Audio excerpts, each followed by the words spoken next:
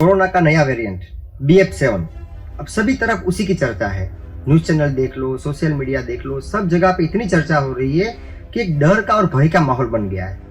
उसके थ्रू अभी सभी को यही लग रहा है थोड़ा इन्फेक्शन बढ़ गया तो फिर से वही लॉकडाउन हो जाएगा, क्या फिर से वही ICU वेंटिलेटर के चक्कर काटने पड़ेंगे। तो दोस्तों थोड़ा कंफ्यूजन दूर करते हैं। इसलिए पहले हम एक बात क्लियर करते हैं कि चाइना के जो भी हमें न्यूज आ रहे हैं वो कितने ऑथेंटिक है और कितने राइट है ये हमको पता नहीं है। दूसरा कि वहाँ पे क्या सही में पेशेंट सीरियस हो रहे हैं ये भी हमको सही में पता नहीं है। और हम सबको एक बात दूसरी भी पता है कि चाइना में कभी भी पूरा लॉकडाउन हुआ ही नहीं था। कभी लॉकडाउन खुला फिर से बंद कर दिया, वही चल रहा था। और हमारे यहाँ पे क्या हुआ था कि जब कोरोना का पहला वेव आया उसके बाद जब लॉकडाउन खोला गया उसके बाद सडनली सेकंड वेव के टाइम पे बहुत सारे पेशेंट सीरियस हो गए थे। हमने अपने कई सारे नियर एंड डियर रिलेटिव्स को खोया भी था। मगर ये चक्कर में क्या हुआ था, धीरे धीरे हम लोगों ने कुदरती इम्यूनिटी जिसे बोलते हैं हर्ड इम्यूनिटी वो डेवलप करना शुरू कर दिया था। अभी उसका फायदा क्या हुआ, भले हमने कुछ जाने गंवाई मगर एक सोसाइटी में सब लोगों में इंडियंस में एक हर्ड इम्यूनिटी ऑटोमेटिक वायरस के अगेंस्ट डेवलप होना शुरू हो गई थी। उसी के साथ सेकंड वेव के बाद हमें कोवैक्सीन और कोविशील्ड नाम की एक बहुत ही अच्छी उम्दा क्वालिटी की वैक्सीन प्रोवाइड की गई जो 2 डोज के बाद अभी सभी लोग बूस्टर डोज भी ले चुके हैं।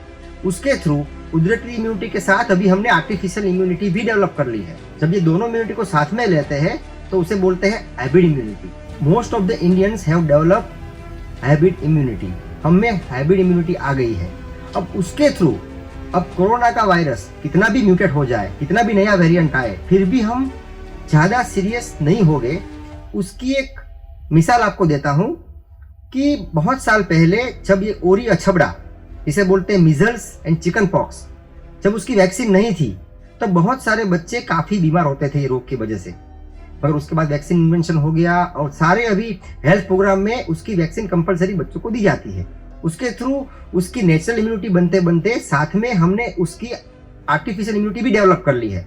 तो इनडायरेक्टली कहा जाए तो हमने ओरी अछबड़ा या फिर मीजल्स चिकन पॉक्स के लिए हमने हमारे अंदर हाइब्रिड इम्यूनिटी है। इसीलिए अभी भी सभी बच्चों को और कई बार बड़ों को भी ये मीजल्स और चिकन पॉक्स होता है मगर ज्यादा सीरियस नहीं होता है। कुछ दिनों की बीमारी के बाद वो ठीक हो जाते हैं। क्यों कि हमारे अंदर हाइब्रिड इम्यूनिटी उसके खिलाफ है। वैसे ही ये कोरोना, मीजल्स, चिकन पॉक्स ये सारे वायरस रेस्पिरेटरी वायरस है। अब रेस्पिरेटरी वायरस का सेम प्रोटोकॉल रहता है। इसलिए BF7 या कुछ दूसरा भी वेरिएंट आ जाए तो हम ज्यादा शायद अभी सीरियस नहीं होंगे। उसका प्रूफ ये है कि अब तक जितने भी BF7 के पॉजिटिव केस पाए गए हैं उसमें से शायद ही कुछ लोग सीरियस हुए हैं। हो सकता है कि BF7 के इन्फेक्शन से कुछ लोग को ज्यादा बीमारी हो सकती है मगर ऑलरेडी इम्यून कॉम्प्रोमाइज है या ऑलरेडी किसी और रोग से पीड़ित है, उसको शायद कुछ दिन ICU की जरूरत पड़ सकती है। मगर हमारे अंदर एक हाइब्रिड इम्यूनिटी होने की वजह से हम लोग अच्छे से नए वेरिएंट को फाइट कर पाएंगे। तो हम सबको ये हाइब्रिड इम्यूनिटी के बारे में समझने के बाद गवर्नमेंट की सारी गाइडलाइन जो भी दी जाएगी या दे रहे हैं उसको अच्छी तरीके से सीरियसली फॉलो करके हमें नए साल की शुरुआत एक पूरे जोश से करनी है। इतना सारा कोरोना के बारे में नेगेटिव सोचने से अच्छा है एक हेल्थ के लिए अच्छी पॉजिटिव सोच रखे, अच्छा खाना खाए और एक नई सोच के साथ गोल लेके, डिसीजन लेके, एक्शन करके हमारी लाइफ को आगे बढ़ाना है और सही सोच के साथ ये सही इंफॉर्मेशन को हमें सबके साथ शेयर करनी है।